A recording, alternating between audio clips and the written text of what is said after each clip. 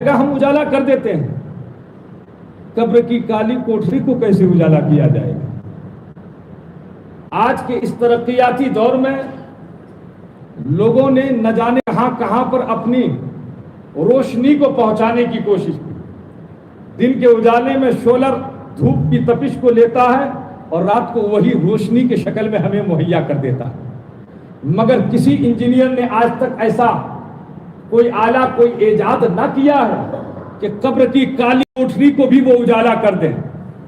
پورے لائٹیں لے جا کر اگر قبر کی کالی کوٹری کو ہم اور آپ اجالا کر دیں تو ظاہری طور پر تو اجالا نظر آئے گا، مگر قبر والے کے لیے کوئی فائدہ نہیں، قبر والے کے لیے کوئی فائدہ نہیں، کوئی کمکمیں، کوئی لائٹیں، کوئی فائدہ نہیں۔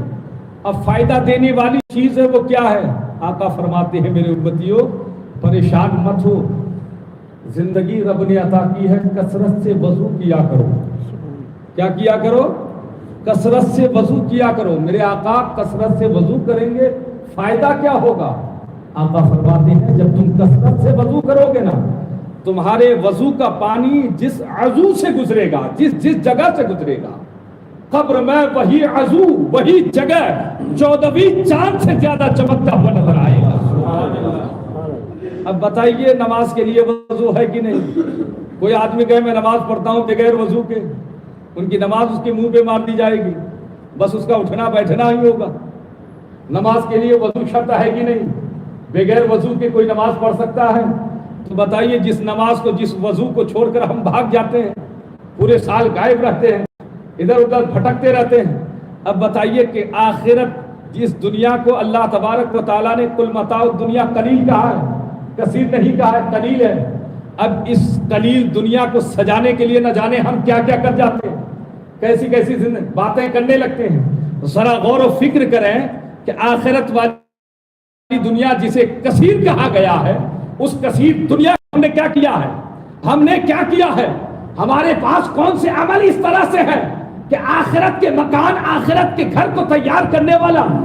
میرے پیارے ذرا غور کریں کہ رب نے جو زندگی عطا کی ہے، ایک اعتبار سے سمجھانے کے لیے میں نے کہا کہ جسم کی بھوک کو مٹانے کے لیے ہر ممکن کوشش کرتے ہیں، روح کے غذا کے لیے آپ سجدہ، تلاوت، نماز، رکوع یہ کرتے رہے، ذکر کرتے رہے، روح کو بھی تسکین۔ جب روح یہاں سکون ہو کر کے جائے گا تو انسان کا جسم قبر میں سکون ملتا رہے گا۔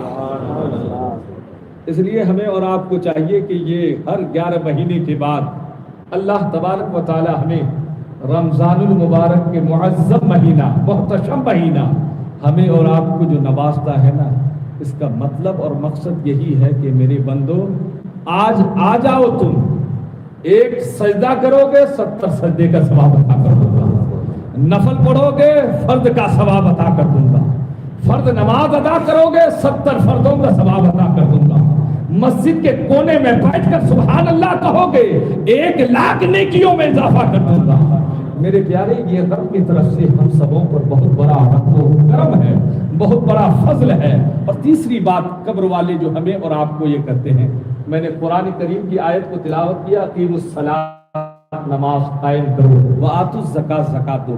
تیسری بات جو ہے نا، انا بیت الوحدت، انا بیت الظلمت، انا بیت الظلمات، یہ 3 چیزیں قبر والے ہر زندے کو آواز دے کر کے کہتے ہیں، میرے بچوں، میرے بیٹوں، میرے رشتہ داروں، سنو، آئے تو ہو، ہم یہاں کی زندگی کے حالات سے تمہیں واقف کر رہے ہیں، میں تنہائی کا گھر ہوں، میں کالی کوٹری ہوں، جب تم آؤ تو اجالا لے کر کے آؤ۔ اور تیسری بات، انا بیت الدودہ، میں کیڑے مکوڑے والا گھر ہوں، میں کیڑے مکوڑے والا گھر ہوں، جب تم آؤ تو اچھے لباس لے کر کے آؤ۔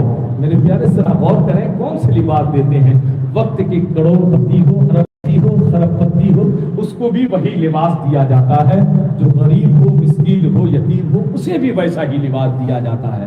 آج تک کوئی امیر اپنے باپ کو یہ نہیں کہتا ہے کہ میں سونے چاندی یا تانبے کا بنا کر اسے کفن دوں گا، کوئی نہیں دیتا ہے، بلکہ وہی لباس پہنایا جاتا ہے جو عام انسانوں کو دی جاتی ہے، جس کی وقت، جس کی طاقت زیادہ دیر نہیں، بلکہ مٹی بہت جلد اسے کھا کر ختم کر دیتی ہے۔ اب ذرا غور کریں کہ قبر والے نے تو ہمیں ہم سے کہا ہے کہ جب تم آؤ تو اچھے لباس لے کر کے آؤ۔ ہم کون سے لباس لے کر کے جاتے ہیں؟ کس طرح کے لباس؟ دنیا میں رہتے ہیں تو اچھے چوگے پہن لیتے ہیں، اچھے لباس پہن لیتے ہیں، اچھے کپڑے پہن لیتے ہیں، مگر ہر قبرستان پہنچنے والوں کا لباس تو ایک ہی ہوتا ہے، ایک ہی جیسا ہوتا ہے۔ میرے پیارے ذرا غور فرمائے تو کیسے لباس لے کر کے جائیں گے؟ نبی فرماتے ہیں میرے امتیوں پریشان مت ہو، جب یہ اعلان ہوا نا انا بیت الدودہ، میں کیڑے مکوڑے کا گھر ہوں، تم لباس لے کر کے آنا چاہتے ہو تو تمہارا لباس یہ ہے کہ اس ہاتھ سے دو، اس ہاتھ کو خبر نہ ہو۔ کہاں دیں؟ اللہ کی راہ میں خرچ کریں۔ کہاں دیں؟ بے سہاروں کا سہارا بن جائیں۔ کہاں دیں؟ یتیموں پر دست شفقت پھیر دیں۔ کہاں جائے؟ کسی مسکین کو اس ماہ مبارک میں، اس رمضان المبارک کے مہینے میں سحری اور افطار کا انتظام کرا دیں۔ جب اس طرح سے کام ہم اور آپ کریں گے تو یہی کام ہمارا کرنا قبر میں جانے سے پہلے وہ لباس بنتا ہوا نظر آئے گا۔ اس لیے اللہ رب العزت کی بارگاہ میں دعا ہے کہ مولا اپنے حبیب کے صدقے میں، اس ماہ مبارک کے صدقے میں ہمیں ان سب باتوں میں سب سے پہلے مجھے، اس کے بعد آپ سبوں کو عمل کی توفیق عطا فرمائے۔ وآخر دعوانا ان الحمدللہ رب العالمین، استغفر اللہ لی من کل ذنب۔